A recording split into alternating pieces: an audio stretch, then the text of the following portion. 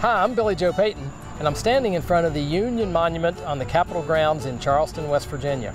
This monument commemorates the service of 32,000 West Virginians who fought for the Union during the Civil War.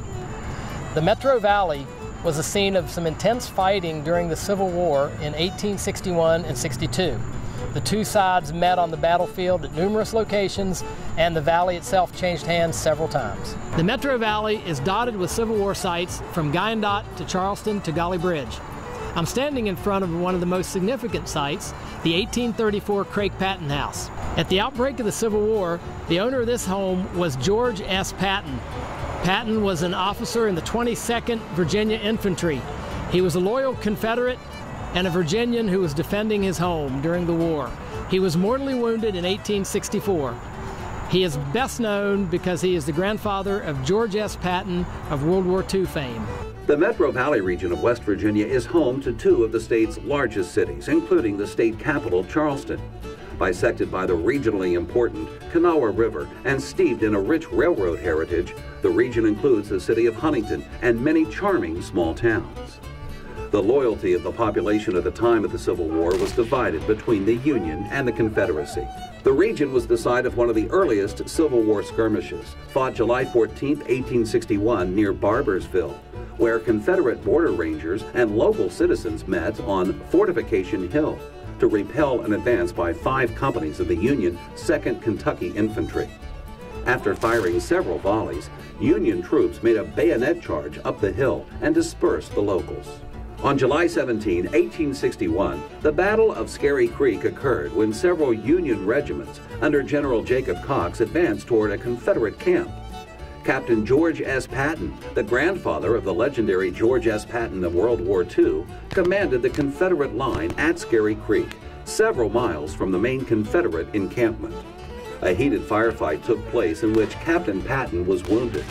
After several Union attempts to charge across the bridge near the mouth of the creek were repulsed, the Federal forces withdrew.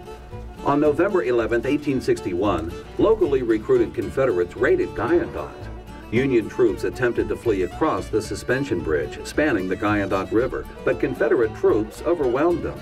Survivors who jumped off the bridge were captured below.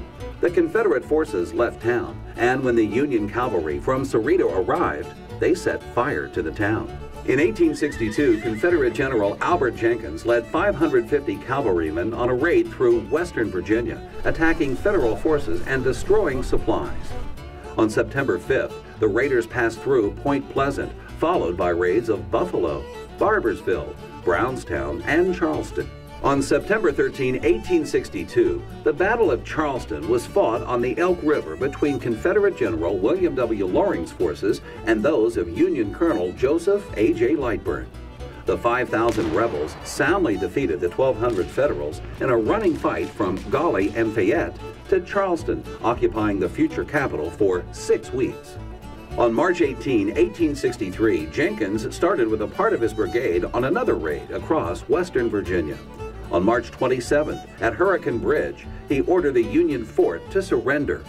After fighting to a stalemate over 5 hours, Jenkins withdrew. On March 30th, he surprised the garrison at Point Pleasant and captured the fort.